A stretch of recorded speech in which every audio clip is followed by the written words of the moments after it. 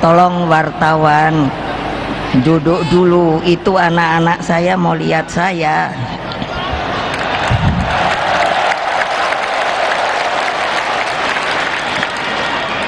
Assalamualaikum warahmatullahi wabarakatuh.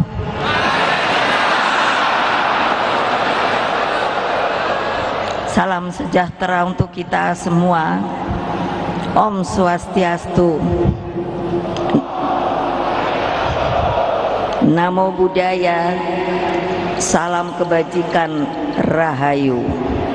Salam Pancasila.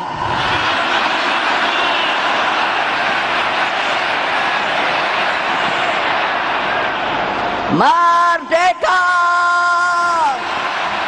Merdeka! Merdeka! Terima kasih.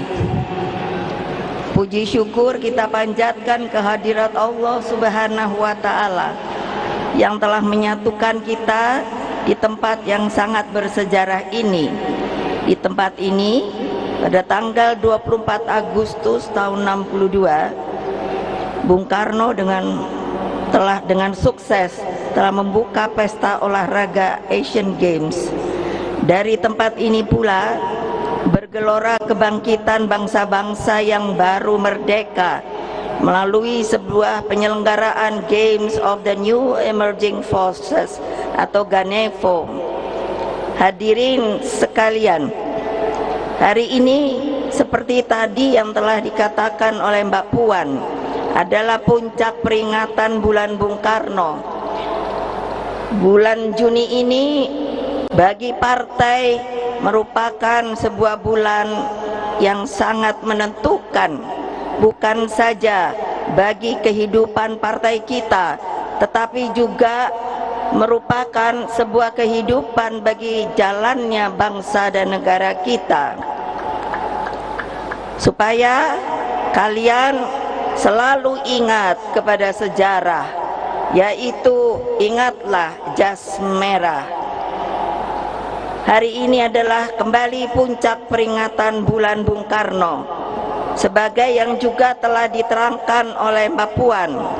Beliau itu benar-benar pejuang sejati yang berjuang tanpa pamrih. Bagi Bung Karno, dedication of life itu bukanlah hanya slogan, tetapi dijalankan dengan seluruh jiwa raganya. Dalam perjuangan yang begitu panjang, sampai Bung Karno diakui dunia sebagai seorang sosok pembebas dengan konsepsi ideologinya yang berangkat dari falsafah petani yang disebut namanya Pak Marhain. Seringkali orang mempelesetkan, katanya kalau Marhain itu adalah komunis. Padahal saya sebut Bapak Marhain. Dia itu sebenarnya seorang petani. Ketika Bung Karno sedang kuliah di Bandung, beliau bertemu dengan Pak Marhain. Beliau bertanya begini, "Bapak seorang petani bahasa Sunda?" "Ya." "Tanah ini punya siapa?" "Punya abdi." Bahasa Sunda saya tuh abdi. "Kalau tanaman padi ini punya siapa?" "Punya abdi." "Alat-alat cangkul dan lain sebagainya punya siapa?" "Punya abdi." "Kalau sudah dipanen, dijual, uangnya untuk siapa?" "Untuk abdi." Setelah berpikir merenung yang dinamakan kontemplasi panjang, maka Bung Karno merasa bahwa perjuangan ini harus seperti apa yang dimiliki oleh Pak Marhain. Dia merasa bahagia karena semuanya sudah punya, tetapi yang tidak dipunyai oleh Pak Marhain itu adalah apa? yaitu hanya yang namanya hidup sederhana dan sekedarnya saja. Oleh sebab itu Bung Karno di dalam pikirannya, pasti ada yang bertanya, kok ibu tahu? Lah saya kan putrinya, jadi saya sudah pernah loh. Kalau ada yang tidak percaya, itu ada makamnya. Saya lupa di mana, tapi di daerah Bandung begitu. Jadi jangan dikatakan kalau saya bilang Marhain itu lalu komunis. Jadi akhirnya di dalam mengekstraksi cara berpikirnya, maka Bung Karno melahirkan Pancasila pada tanggal 1 Juni 1945. Pada waktu yang lalu pun Pancasila itu sepertinya diredupkan, dipelesetkan. Padahal itu adalah, makanya harus semua yang namanya anggota partai PDI Perjuangan itu belajar namanya lahirnya Pancasila pada tanggal 1 Juni 1945. Kenapa? Karena semua pada waktu itu seluruh pemimpin bangsa itu bertemu di sebuah rapat yang namanya BPUPK. Orang banyak yang berpidato pada waktu itu, tetapi ketika pemimpin rapat menanyakan, sebenarnya yang diinginkan oleh kita sebagai falsafah dasar negara yang akan kita merdekakan nanti itu apa? Bung Karno menunjuk, bolehkah saya berbicara? Beliau berbicara panjang lebar. Akhirnya dengan ditepuk tangani oleh seluruh anggota yang hadir pada waktu itu, dan untuk tepuk tangan berdiri itu saudara-saudara, kalau bahasa Inggrisnya adalah standing ovation, itu orang tidak bisa dipaksakan. Jadi bertepuk tangan nanti sambil berdiri itu sebuah tanda kehormatan yang luar biasa. Sama ketika beliau juga membacakan pidatonya, yaitu di PBB yang disebut to build the world anew, membangun dunia baru. Itu pun mendapatkan yang namanya tepuk tangan, standing ovation. Tidak bisa kalau disuruh-suruh. Semuanya itu menandakan apa? Cara berpikir Bung Karno itu ternyata mendunia, saudara-saudara.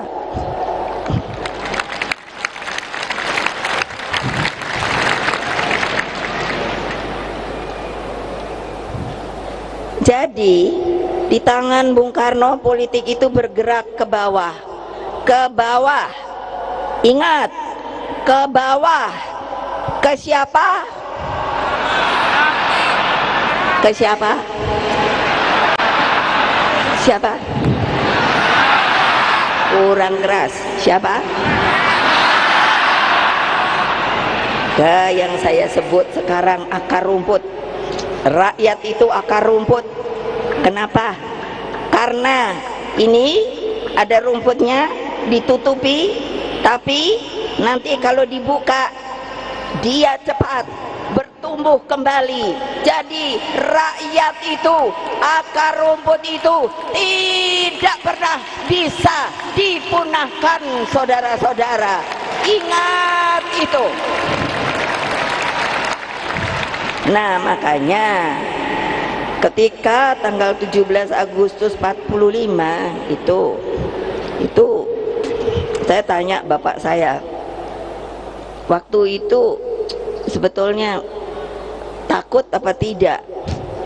Toh masih dijajah dengan Jepang, dan waktu itu Belanda dibantu sekutu masih juga ada. Ya takut. Nah terus kok bapak berani?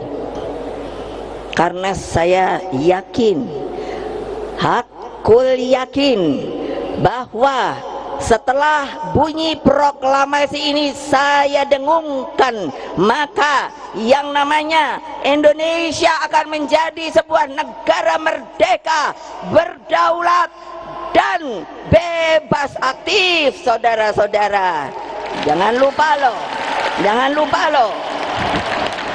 Nanti yang rugi kalian sendiri kalau ada yang mau merubah-rubah ini. Saudara-saudara sekalian, di tangan Bung Karno politik ini bergerak seperti tadi yang saya katakan, keberpihakan itu selalu harus ada kepada akar rumput. Karena apa kata Bung Karno? Di dalam gubuknya rakyat miskin itulah energi perjuangan kepartean berasal, dan Tuhan bersemayam di gubuknya rakyat miskin. Nah, jadi kalau kalian luar biasa loh bisa datang ke sini. Coba kalau mereka mungkin mendengar, aduh kok saya ndak bisa ke sana ya, kok nggak bisa melihat Ibu Mega ya. Coba kasihan apa ndak ya. Watak politik seperti inilah yang dipahami oleh melalui Rakernas ketiga pada tanggal 6 Juni yang lalu. PDI Perjuangan mengangkat kembali perintah konstitusi. Ingat, perintah konstitusi. Ingat, perintah konstitusi bahwa fakir miskin dan anak-anak terlantar dipelihara negara. Itu nanti yang akan jadi pegangan kita untuk supaya kita bisa menang kembali. Kalian siap apa tidak?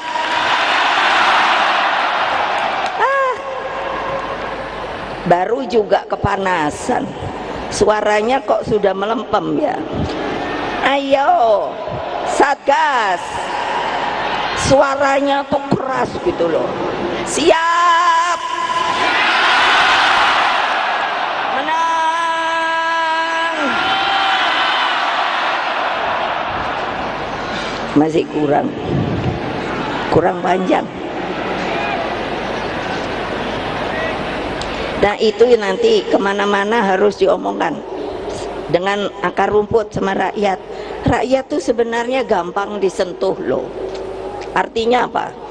Iya, datangi, sampurasun, assalamualaikum. Terus nanti apa kesulitannya? Anak-anak dirangkul, datangkan harapan pada mereka. Jadi gampang sebetulnya. Tetapi kalau ndak mau turun, ya ndak akan pernah tahu. Betul apa tidak?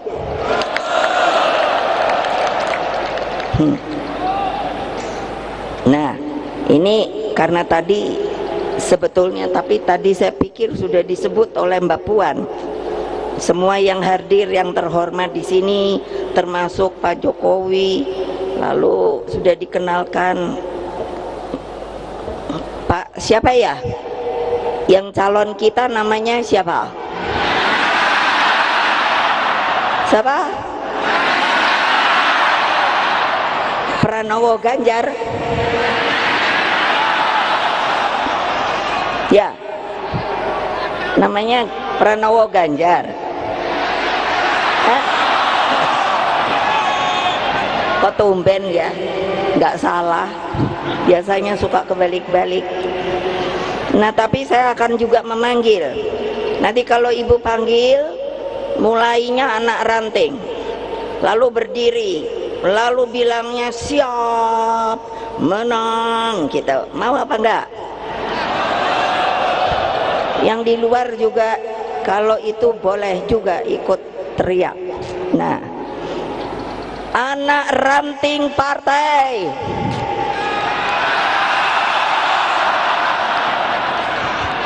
ranting partai,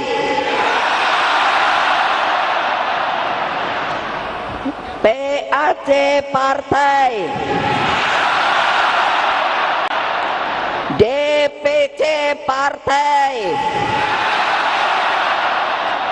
DPD partai, DPP partai,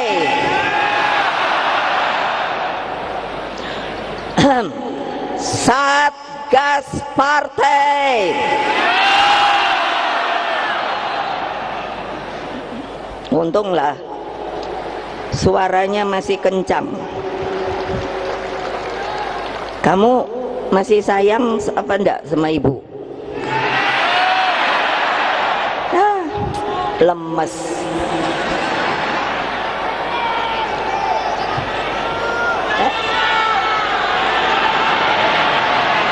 Lo nanya kok malah teriak-teriak. Kamu masih sayang apa tidak sama ibu? Kamu mau dengar dan jalankan instruksi saya apa tidak? Dijalankan apa tidak? Enggak bohong. Ini janji loh. Siapa nanti yang tidak turun? Siapa nanti yang tidak turun? Ibu tahu loh. Ibu tahu, sangat tahu. Jadi orang yang seperti itu hanya ada dua: mundur sukarela atau nanti ada aturannya. Pasti sudah tahu.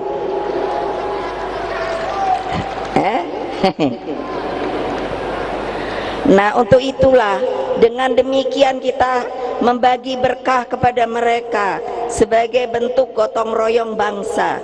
Komitmen partai dengan tagline ini tidak bisa dibantah oleh siapapun karena di dalamnya mengandung kebenaran ideologi, keberpihakan, dan visi seluruh anak bangsa. Saudara-saudara sekalian, anak-anakku tercinta, perhatian terhadap fakir miskin dan anak terlantar adalah praksis ideologi Pancasila yang harus dijabarkan secara utuh para pendiri bangsa. Dengar, memasukkan ketentuan pasal 34 ayat 1 di dalam Undang-Undang Negara Republik Indonesia tahun 1945 dengan penuh kesadaran agar tidak ada lagi kemiskinan di dalam buminya Indonesia merdeka. Pertanyaan kita semua, apakah ini mungkin? Ayo jawab, apakah ini mungkin?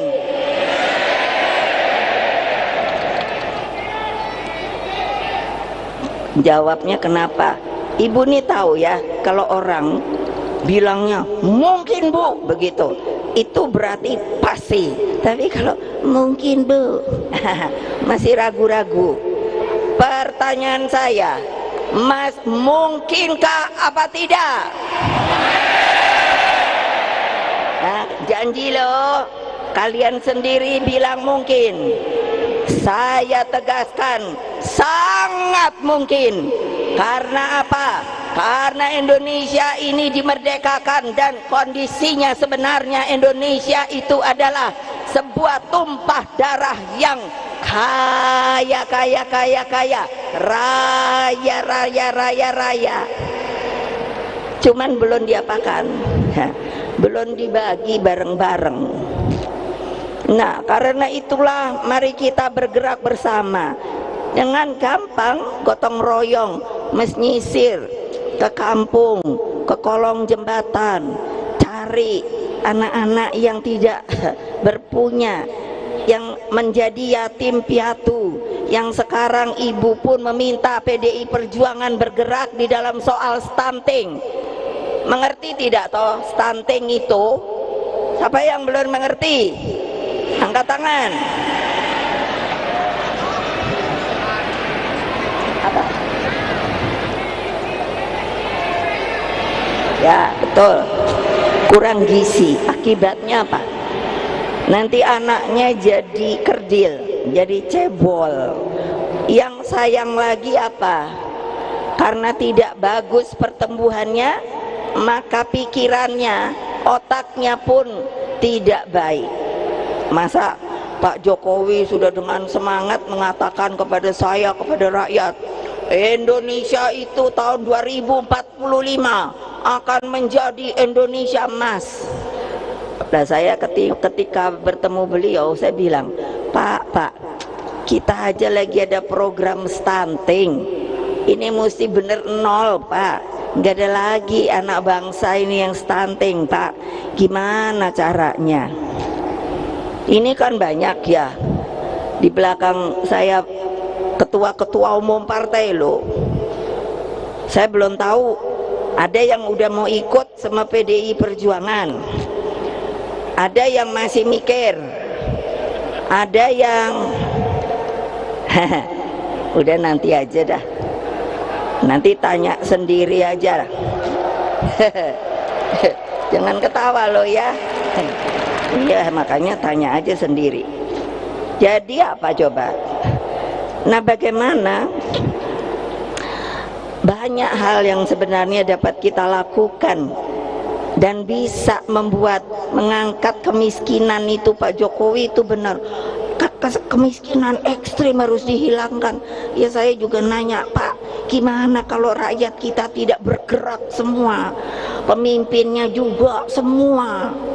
Kemiskinan itu harus bisa ditingkatkan. Tidak ada lagi korupsi di Indonesia ini. Ya boleh dong saya ngomong, betul apa tidak?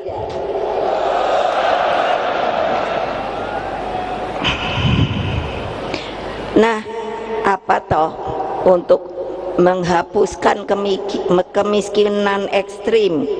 Itu bukan hanya sekedar ukuran pendapatan per hari, namun rasa bahagia, terlindungi, menyangkut keadilan, pekerjaan yang layak, akses terhadap pendidikan, sarana kesehatan, kebijakan sosial negara, dan semua itu kalau bisa terjadi, pasti apa yang dikatakan tadi oleh Bung Karno, di gubuk-gubuk orang miskin itulah yang sebenarnya ada Allah Subhanahu wa Ta'ala. Itu pasti kelihatan terus rasa bahagia. Karena itulah jejaring kerjasama itu sangat-sangat diperlukan. Presiden Jokowi, Wakil Presiden Ma'ruf, dan hadirin sekalian, sungguh menjadi kado istimewa bagi bangsa Indonesia dalam menjelang peringatan Bulan Bung Karno ini. UNESCO telah menetapkan 3 arsip pidato Presiden pertama, Dr. Insinyur Soekarno, sebagai Memory of the World, yaitu menjadi milik dunia bersama.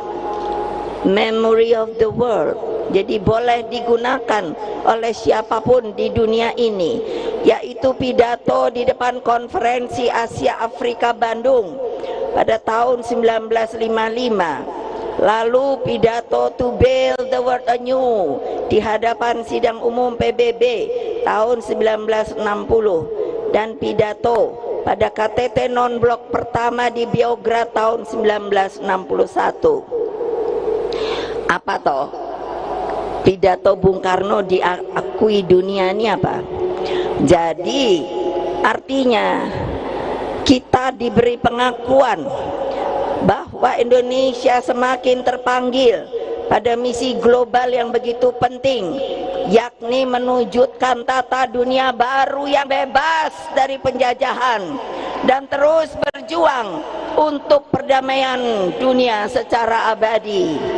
Misi tersebut telah dijalankan oleh Presiden Jokowi.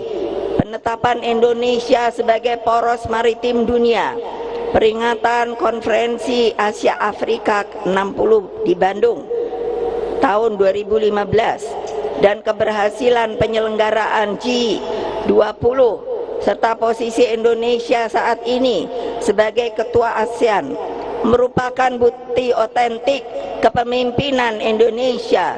Dalam upaya ini terbukti apa? Bahwa pemikiran geopolitik Bung Karno itu sampai hari ini tetap relevan. Saya percaya dengan spirit Dasar-Sila Bandung dan solidaritas bangsa-bangsa melalui gerakan non-blok mampu menghadirkan kepemimpinan Indonesia bagi dunia. Dasar-Sila Bandung itu jangan lupa loh, itu ditandatangani 29 negara loh. Jadi bukan kita sendiri. Kepemimpinan Indonesia bagi dunia dapat dijalankan sekiranya kita secepatnya menyelesaikan berbagai persoalan dalam negeri kita dengan semangat gotong royong. Dalam upaya ini, kesinambungan kepemimpinan nasional sangatlah penting. Atas dasar hal tersebut, maka pada tanggal 21 April 2023, saya tidak ngomong sama siapa-siapa, hanya saya ceder. Bertepatan dengan hari lahir Ibu Kartini, saya telah menetapkan Saudara Ganjar Pranowo sebagai calon presiden dari PDI Perjuangan.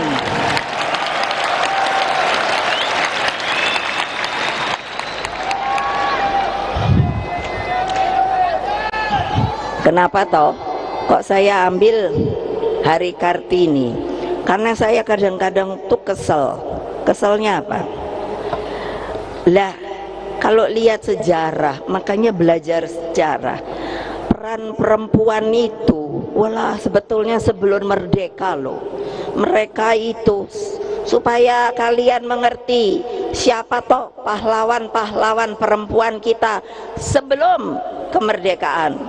Nyi Ageng Serang tahun 1752, Marta Kristina Tiahahu 1800, Cut Nyadin Aceh 1848, Cut Nyak Metia 1870, Maria Walanda Maramis 1872, Nyai Ahmad Nyai Ahmad Dahlan 1872, Raden Ajeng Kartini 1879, dan Dewi Sartika 1884, Rasuna Said 1910, Fatmawati Soekarno masih sampai hari ini.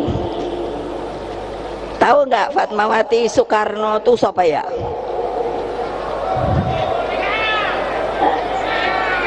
Apa? Nggak dengar?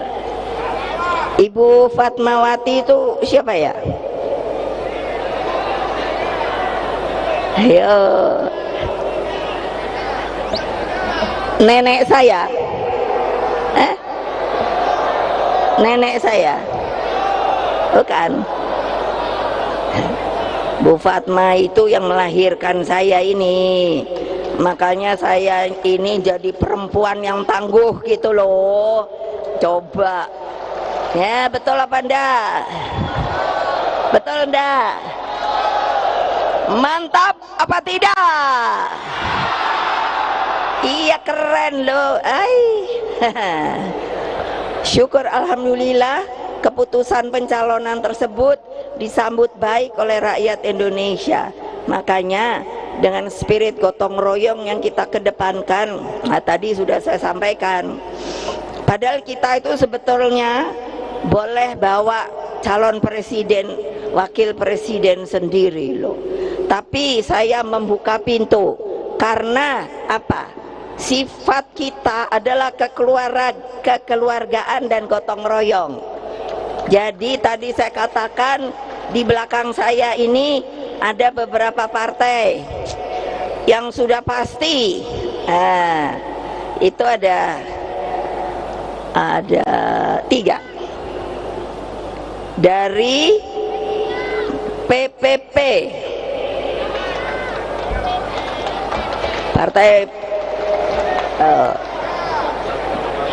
Partai Persatuan Pembangunan. Ayo Pak Mardiono berdiri. Beliau nomor 1, Bu. Saya sama-sama boleh nggak, Bu? Boleh, Pak. Nah, lalu tapi ada lagi, ini abang saya ini ndesek aja dari Partai Hanura, yaitu Pak Oso. Dia suka marah-marah kalau kenapa kamu nggak pernah ajak abang ya? Ayo sinilah kalau mau ikut gitu. Yang ketiga itu orangnya tidak ada. Salam dari Pak Haritanu Wijaya. Saya kenalnya Pak Haritanu, nama panjangnya Pak Haritanu Wijaya dari Perindo. Kalau di sini ada 1, 2, ada 3. Itu yang saya bilang, ya katakan lagi mikir dulu dah. Tuh bapak-bapak kan diketawain. Lo benar, tapi ya saya bilang ya enggak apa-apa. Mau ikut boleh, enggak ikut ya enggak apa-apa. Betul enggak? Merdeka! Merdeka! Merdeka! Itu namanya tangguh, hatinya teguh, tindakannya teguh. Nah gini jempolan. Nah gitu loh, ai. Nah kita perlunya apa? Udah jangan teriak-teriak. Kalau keluar dari sini nggak teriak-teriak lagi loh. Bergerak, bergerak, bergerak, bergerak. Satu barisan. Tadi Mbak Puan bilang rampak barisan, satu barisan. Gitu, ketuk setiap pintu-pintu hati rakyat. Kula nuwun, sampurasun. Pasti rakyat dengar gitu itu pasti jatuh hatinya. Sebab dengan tantangan ke depan tidaklah mudah, diperlukan. Nah ini juga kasih tahu, kalau mau milih pemimpin jangan hanya lihat tampangnya. Aduh ibu suka pusing. Ada dulu ya, kalau kan waktu ibu mau jadi presiden lagi, terus ada ibu-ibu kan bilang gini, aduh ibu maaf, sebetulnya saya mau milih ibu lagi, tapi saya kok kepingin milih yang ganteng. Aduh pusing kepala saya. Ya tapi ya sudah, maunya sendiri. Jadi ibu ini biar udah cantik kayak gini, nggak diakui, salah besar. Lo ibu udah jelek apa cantik? Nah, jangan bohong. Padahal ibu udah nenek-nenek lo. Tahu nggak umur ibu berapa? Umur ibu berapa? Berapa? Berapa? 67.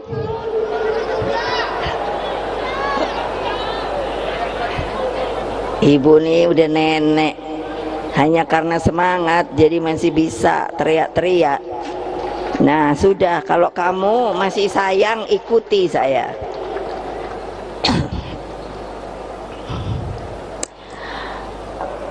Nah, kalau pemimpin tuh sebetulnya mesti dilihat lahir batin, jangan fisik saja, terpersona gitu. Diperlukan pemimpin yang berpengalaman baik di lembaga legislatif maupun eksekutif, kepemimpinan yang visioner, yang arif, bijaksana, dan memiliki rekam jejak prestasi yang baik serta mengakar ini yang paling penting, mengakar kepada akar rumput. Saya ingatkan, 5 menit coblosnya, 5 tahun ngerasain seneng atau susahnya. Hati-hati loh, karena itulah gunakan hak pilihmu dengan sebaik-baiknya. Pak Ganjar Pranowo akan terus berjuang bersama Presiden Jokowi di dalam mendayagunakan bonus demografi bagi percepatan kemajuan bangsa.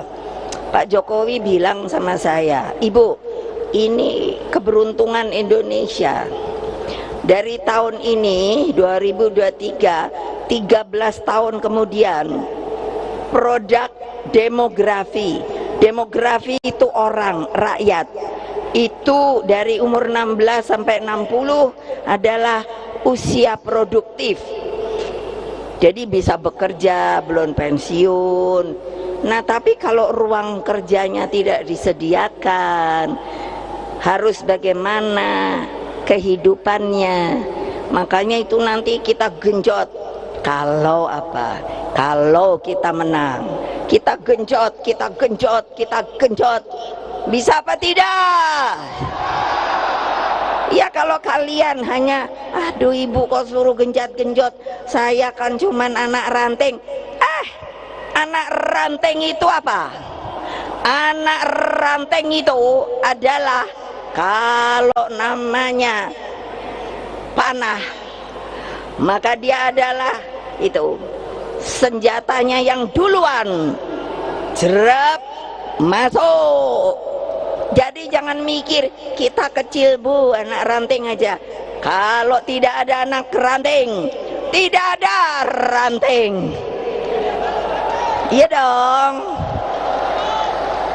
Kalau tidak ada ranting, tidak ada PAC.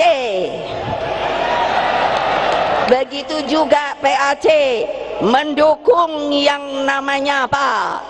Yang namanya DPC. Lalu DPC, kalau ada DPC ya, yang nggak mau kerja, kasih tahu ibu ya. Siap. Iya.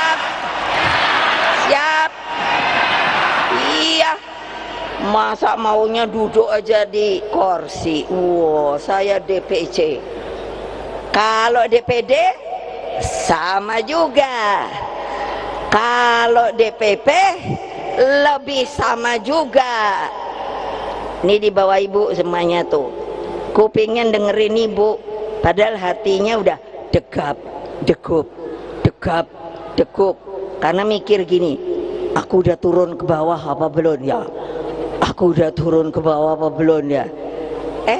Ibu sekarang udah punya loh tempat monitoring. Nah, untuk itu maka kita mesti bangun Indonesia sebagai bangsa pelopor, bangsa pejuang. Jalan kemakmuran kita wujudkan melalui sebuah revolusi mental serta penguasaan ilmu pengetahuan, teknologi, dan kedepankan riset dan inovasi.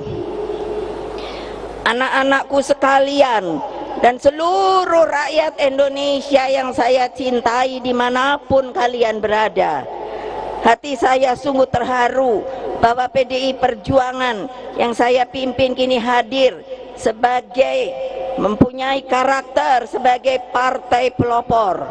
Satgas partai yang mendampingi saya, Satgas ini sekarang bagus begini. Dulu ketika menjadi benteng saya pada masa sulit saya, kini tampil penuh disiplin dan membanggakan. Satgas partai inilah yang menjadi benteng hidup saya ketika masih zaman PDI, Partai Demokrasi Indonesia. Ketika itu masa Orde Baru, susah banget. Yang namanya digontok gini, digontok gitu. Tapi ibu biar digontok gini, digontok gitu, ibu tetap nah gitu loh. Jadilah kalian semua benteng Pancasila, benteng kebenekaan Indonesia, benteng Negara Kesatuan Republik Indonesia, dan benteng seluruh rakyat Indonesia. Terima kasih juga saya sampaikan kepada seluruh panitia, komunitas Juang Jawa Tengah, para pengisi acara, dan secara khusus penari kecak perempuan. Ini tari kecak itu biasanya laki. Jadi ibu bilang pada Mas Guru, adik saya sendiri, dia itu seniman. Kamu bisa nggak ngajarin perempuan nari kecak? Cak cak cak cak cak cak cak cak cak cak cak cak cak cak. Gitu loh, nanti lihat deh, keren. Yang sudah berminggu-minggu digembleng oleh adik saya dan Badan Kebudayaan Nasional atau BKN PDI Perjuangan.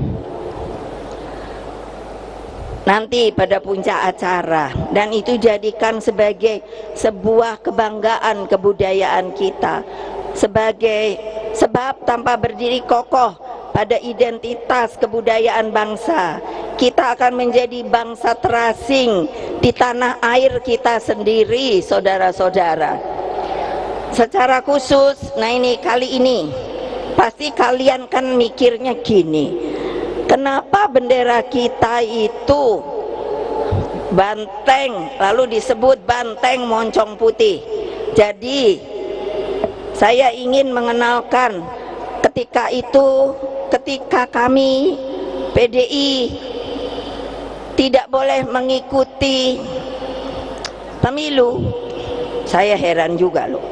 Waktu itu kita nggak boleh. Terus saya pikir gimana ya, saya udah punya partai. Akhirnya saya tanya kepada mereka yang berkepentingan, kalau mau ikut bagaimana ya?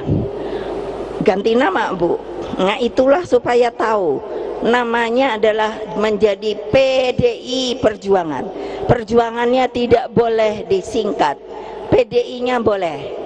Tapi kalau paling bagus Partai Demokrasi Indonesia Perjuangan, lalu logonya itu disebut banteng bulat moncong putih.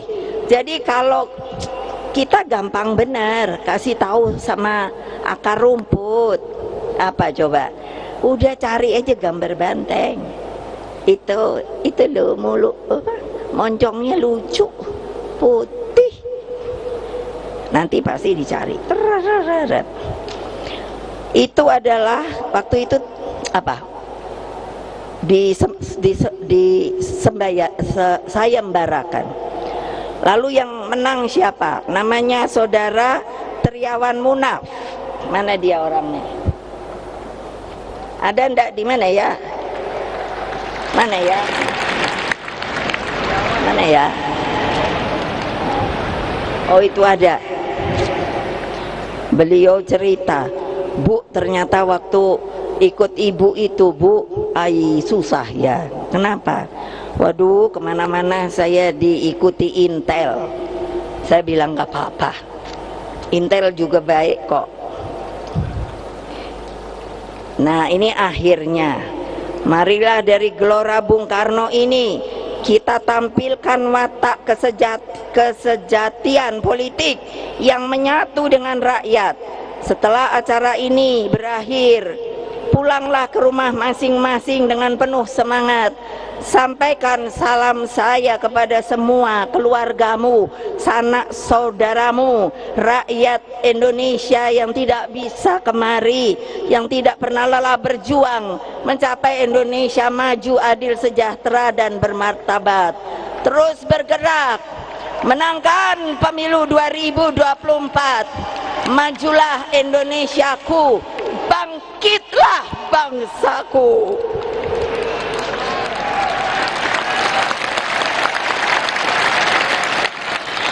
Bersatu kita teguh, bercerai kita runtuh. Satyam Eva Jayate, kebenaran adalah selalu mau dan mau tidak mau akan membuktikan diri bahwa dia adalah benar. Merdeka! Merdeka! Merdeka! Merdeka!